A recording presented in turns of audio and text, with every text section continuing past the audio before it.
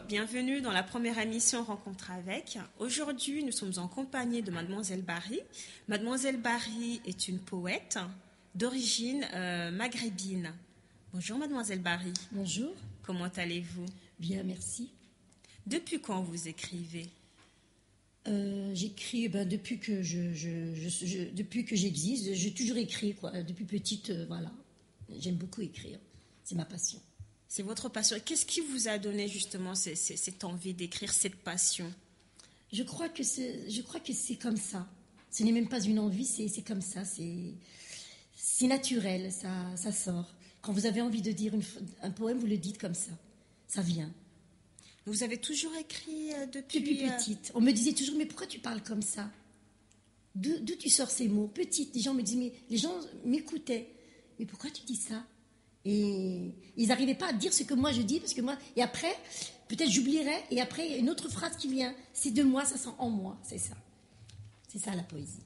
D'accord. En fait.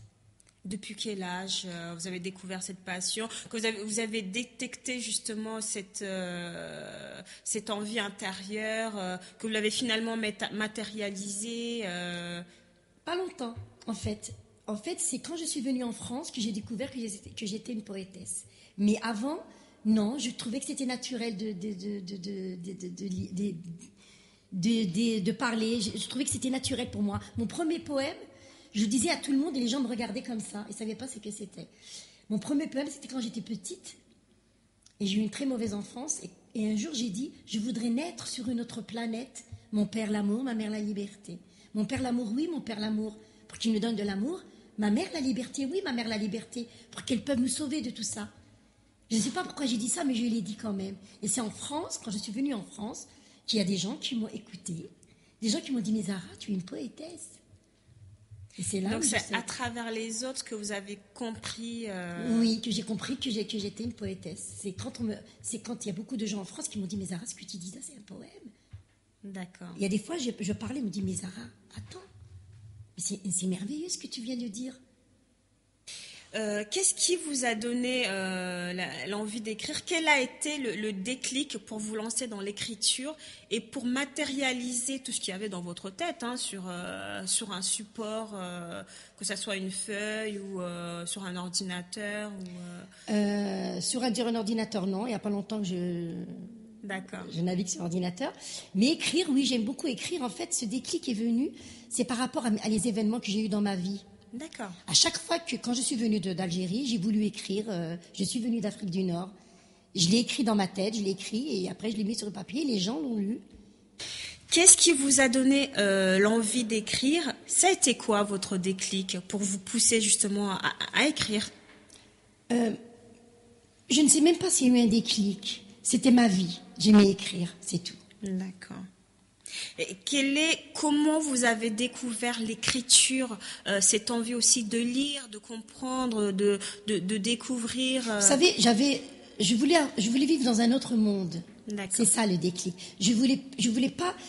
J'ai eu une très mauvaise enfance, donc moi je me suis imaginé un autre monde pour vivre, pour pouvoir me protéger, pour pouvoir vivre. Donc je vivais dans leur vie, mais il y avait mon monde à moi imaginaire que j'écrivais dans ma tête. Et je vivais dans ce monde. Et c'est à partir de là, je dis, mais pourquoi ne pas écrire ce monde-là pour laisser des traces? C'est mon monde à moi. C'est ma vie à moi. Je me cachais pour m'imaginer ma vie, avoir mon enfance à moi. Parce que peut-être qu'on a pu voler mon enfance, mais on n'a pas volé ce que j'avais dans la tête. C'est pas possible. Le livre, j'avais pas de stylo, on n'avait pas de crayon, mais un bâton, vous pouvez écrire avec un bâton quand vous voulez. Il n'y a pas de feuille, mais vous pouvez trouver toujours une feuille. Mais le sable, la terre. Moi, j'écrivais sur tout. Je ne voulais pas qu'on m'enlève ça. J'ai dit, d'accord, vous m'avez enlevé mon enfance, mais je ne veux pas que vous m'enlevez la lecture. Moi, la lecture, c'était pour moi. Peut-être que les gens sont contents pour manger. Moi, c'était ça. La lecture, c'était un trésor. C'était un bijou. Et je crois que c'est ça qui m'a sauvée. Et c'est pour ça, peut-être, que je suis en face de vous maintenant, aujourd'hui. D'accord. Donc la plupart de vos écritures émanent d'un monde imaginaire ou vous vous inspirez quand même de la réalité, de ce que vous vivez au quotidien? Il y a eu une certaine époque où j'ai créé autour de moi un monde imaginaire pour pouvoir survivre. Ça, c'est... Mais aussi, j'ai vu des histoires qui se sont passées autour de moi qui vraiment, qu'on devait quand même écrire. Parce que j'ai vu beaucoup de souffrances autour de moi. Beaucoup de gens qui ne pouvaient pas s'exprimer, parce que moi, j'ai eu de la chance d'avoir ce don, que des gens n'ont pas de chance. J'aurais pu rentrer en Algérie, oublier la lecture, oublier que j'étais une femme, une épouse, faire des enfants, et c'est tout. Mais non, j'ai pas lâché la prise. J'ai dit non, Zahra, continue, défends ce que tu aimes. Même si je n'avais pas le droit, même si on m'interdisait de lire, eh ben non, j'ai continué à lire. Dans tout. Je regardais un arbre, je savais que l'arbre voulait dire quelque chose. J'ai mendié des livres, moi. Des gens ont mendié de l'argent pour Momo. Moi, j'ai mendié des livres. Je me cachais, j'allais vers des gens en disant, vous n'avez pas un livre? La personne, peut-être, ou elle me comprend ou elle ne me comprend pas. D'accord. Voilà. Ça sent le vécu dans ce que vous me dites. On a l'impression que vous êtes passé par plusieurs étapes. On sent une certaine souffrance. Pouvez-vous nous en dire plus? Il y a eu une souffrance. Où c'est-à-dire que je ne dis pas que je me suis... c'est-à-dire que maintenant, je m'en veux. Je dis, mais pourquoi tu as subi tout ça? Mais il fallait que je m'arrête. Il fallait que tout ça s'arrête. Il y a eu un déclic dans ma vie. Et un matin, j'ai décidé de partir. J'ai dit à mon mari, je ne veux plus rester ici, je m'en vais. D'accord. Il y avait quelque chose, on dirait que... il y avait quelque chose, quelque part, une liberté qui m'attendait. J'ai dit, mais pourquoi c'est à la fin, c'était pas trop tard, j'avais 47 ans. C'est à 47 ans, un matin, où je me suis dit, non, je m'arrête. Moi, je veux m'en aller, je ne veux pas rester ici. D'accord. Aller vers quelque... Je ne savais pas, c'est l'inconnu. Mais je n'ai pas peur de l'inconnu. Je suis venue comme ça. D'accord. Donc, vous avez quitté l'Algérie et vous êtes venu en France. Est-ce que de la France, vous avez toujours gardé cette envie d'écrire, ou il y a eu un moment donné où vous aviez besoin de prendre de la distance et après vous êtes retrouvé dans l'écriture, ou bien vous avez continué malgré tout? C'est-à-dire, quand je suis venue ici, j'étais un peu perdue. D'accord. Mais petit à petit, j'ai rencontré des gens qui m'écoutaient, qui me disaient, mais Zahra, ce que tu dis, c'est beau. Mais Zahra, tu es une poétesse. Et c'est là où j'ai découvert que j'étais une poétesse. Et j'ai commencé à écrire sur ma vie à moi. Par exemple, quand j'ai dit naître sur une autre planète, mon père, l'amour, ma mère, la liberté, j'ai encore écrit. Je l'avais toujours... Pourtant, j'avais 15 ans, 16 ans, mais toujours resté dans un petit coin dans ma tête. Et après, quand je suis venue d'Algérie, j'ai laissé quand même le terrorisme derrière moi. Donc, j'ai écrit je suis venue d'Afrique du Nord. Et après, c'est par rapport à ma vie. Par exemple, quand je suis rentrée à l'hôpital, que je n'avais même pas de papier, je suis rentrée à l'hôpital, on m'a soignée, on m'a consolée. J'ai écrit, j'ai dit, êtes-vous des médecins ou des saints? Sont-elles des infirmières ou des abeilles? Ça vient de mon cœur. Je n'ai pas appris ça, on ne me l'a pas apprise. Quand j'ai dit, je suis née ici, la France c'est mon pays, les Français sont mes amis, toi qui m'as donné ma liberté, toi qui m'as apprivoisé, pourquoi m'as-tu laissé tomber entre les mains de Sarkozy? Ça, peut-être que je pourrais rentrer en prison, mais c'est mon poème à moi. Les menottes au poignet, tu as dit surtout pas de pitié. Reconduite à la frontière malgré toutes mes prières. Je ne suis pas une intégriste, je ne suis pas une terroriste. Je suis une musulmane berbère et les Français sont mes repères. Toi qui es noir, regarde-toi dans un miroir. Dis-moi c'est quoi ton charme? Raconte-moi, dis-moi c'est quoi ton histoire? Tu n'es pas une racaille, tu n'es pas une canaille. Tu es un enfant de Dieu grandi dans une banlieue. Je ne veux pas de France en feu, je veux la France avec son ciel bleu. Je ne veux pas de France en feu, je veux la France avec ses hommes aux beaux yeux bleus. Ce n'est pas à toi que je m'adresse, ni donnera mon adresse. Mon pays est si joli, la France est si belle. Vous êtes deux jumelles que la tempête a séparées. Mon Dieu, que de sang a coulé, mon Dieu, que de larmes versées. Mon frère fusillé, ma mère a tant pleuré. Et pourtant, vous êtes mes amis, et la France, c'est mon pays. Avez-vous rencontré des difficultés dans votre parcours d'écriture? Oui, des difficultés. C'est-à-dire que j'ai été un peu abandonnée. On ne m'a pas donné de la valeur pour mes écrits. J'écris. Si des gens me disent oui, c'est beau, mais pas plus. Je n'ai pas été encouragée, je n'ai pas trouvé des gens pour me faire avancer. Et moi, je crois que c'est un peu aussi... je ne dis pas ma vie, je ne veux pas aussi non plus... Mais c'est un peu aussi... je crois que c'est... pour arriver à quelque chose, c'est pas comme ça qu'on peut arriver. On doit passer par des. Mais moi, il y a des fois, je me suis découragée, j'ai arrêté d'écrire, mais j'ai ce truc en moi. Donc, je reprends mon stylo et je recommence à écrire. D'accord. Donc là, à l'heure d'aujourd'hui, jusqu'à maintenant, vos poèmes n'ont pas été publiés? Non, j'ai fait des petits spectacles, les gens ont applaudi. Dans les années 2004, j'ai été invitée dans un hôpital de psychiatrie.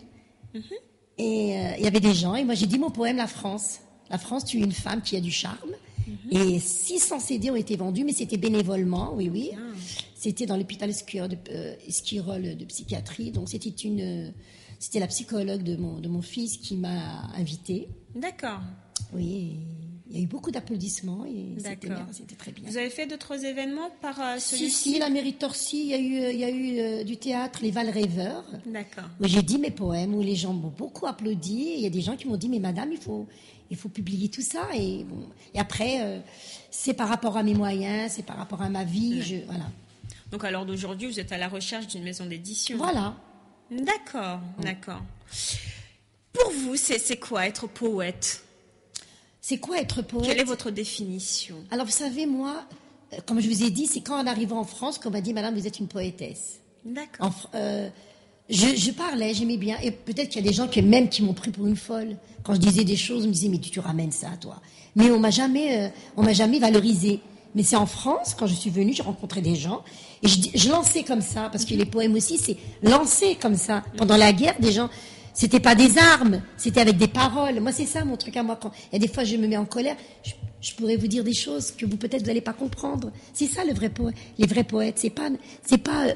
Je sais pas moi comment vous expliquer. Vous savez, on peut même pas expliquer ce que c'est qu'un poème. Un poème, c'est le cœur, c'est la personne ce qui dégage. Moi, les poèmes que j'ai faits, c'est par rapport à ma vie, par rapport à ce que j'ai vu. Pour moi, et après, je sais pas. D'accord. Aujourd'hui, nous sommes dans une société où les jeunes lisent de moins en moins. Qu'est-ce que vous pouvez faire? Quels conseils vous donnez pour justement relancer, donner envie à cette nouvelle génération de se réapproprier les mots?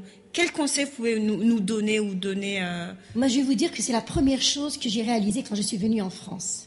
Déjà, mes enfants ne bouquinent pas. Moi, ça me fait mal au cœur parce que moi, j'ai souffert pour avoir un livre. Comme je vous ai dit tout à l'heure, j'ai mendié des livres. Et les gens ne bouquinent plus. Moi, le livre, ça a été ma bouée de sauvetage. Vous savez, hein, c'est pas donné à tout le monde. Un matin, on vous appelle, on vous dit venez signer un CDI. C'est pas donné à tout le monde. Hein. C'est parce que j'ai fait des spectacles, parce que les gens me connaissent. On m'a dit, Zara, tu es une poétesse, donc tu peux travailler dans une MJC, tu peux être animatrice. C'est ma bouée, c'est grâce à ça que je suis devant vous là à parler. Sinon, je serais voilà quoi. Je sais même pas si je serais là. Je serais tombée dans l'ignorance quoi. Par exemple, j'ai une sœur qui a pas eu ce courage, qui a pas eu ce que moi j'ai eu. Elle m'en veut. Un jour, elle a dit à mon fils, tu sais, ta maman, moi pendant que ta maman lisait, moi j'étais derrière un bourricot pour aller chercher de l'eau. Voilà quoi. Moi, je suis pas tombée. Moi, je me dis, c'est très important pour la personne. Il faut lire. D'accord. Vous découvrez la vie. Moi, il y a des choses que vous savez, quand on m'a mariée dans ce village où personne ne savait ni lire ni écrire, mon beau-père allait chercher allait faire le marché, et les produits étaient enveloppés dans du journal, et moi, c'était précieux pour moi. J'enlevais le journal, je l'arrangeais dans un coin dans mon armoire, et le soir, je le lisais. Et j'ai appris plein de choses à cause de ça. Et c'est là où je me suis délibérée. Et c'est là où je suis qu'il y a un monde quelque part, autrement que ce monde où je vis, un monde où... Et à cause de cette lecture, même des gens... J'ai fait des heureux et des heureuses. Dans ce village-là, il y avait des femmes qui savaient ni lire ni écrire. C'est moi qui leur écrivais des lettres pour leur mari. D'accord. Parce qu'ils étaient en France. C'est moi qui écrivais des lettres d'amour à des petites jeunes filles, des fois, qui voulaient en cachette. Et ça, voilà. Et mes beaux-parents étaient très pauvres. C'est grâce à ce que j'ai appris. Même si on m'a pas laissé, j'ai quand même appris. C'est grâce à ça où il y a des femmes, elles venaient, j'écrivais des lettres, on me payait. Pouvez-vous nous citer un de vos poèmes préférés? Je n'ai pas de préférés, ils sont tous mes préférés. Mais je vais vous en dire quand même D'accord. Que j'aime beaucoup. Ça, c'est mon premier poème quand je suis venue d'Algérie. D'accord, allez-y. D'accord. Je suis venue d'Afrique du Nord, là où les hommes y puisent de l'or. Où êtes-vous passés, les hommes de bonne foi, les hommes qui font la loi? Vous qui aviez signé des contrats, juré démocratie, popularité. Alors où t'en vas-tu comme ça, avec ton costard, la mallette à la main? Ce soir, tes enfants auront faim, ils n'auront pas de pain. Toi qui as fait la guerre, et pourtant tu n'as plus de terre. Un martyr dans sa tombe s'est retourné, caché il a pleuré. Dans cette forêt que je connais, j'ai entendu un enfant pleurer. Une mère se lamenter, supplier à son bourreau juste une goutte d'eau. Une femme déshonorée a préféré se suicider. Où sont passés les hommes que j'ai aimés, les hommes que j'ai admirés, ceux qui ont lutté rien que pour que toi tu aies ta liberté, toi qui as semé la corruption, soufflé la malédiction. Où sont passés les hommes de bonne foi, les hommes qui font la loi? C'est magnifique. Bravo Zahra, bravo, bravo. Merci à Zahra pour votre participation. Vous êtes notre marraine, hein, parce que sachez que c'est une première. Quel est votre mot de la fin? Alors mon mot de la fin, c'est parler à toutes les femmes du monde entier, leur lancer un message que vous me voyez ici, mais vous ne savez pas tout ce que j'ai parcouru pour en arriver ici. Mon bateau n'a pas échoué, il est arrivé à destinée. Donc je veux que tout le monde, que toutes les femmes se battent. Il y a de l'espoir et il y a toujours quelque part une ouverture à tout. Il ne faut pas perdre espoir. Merci pour ce mot de la fin. Bonne continuation.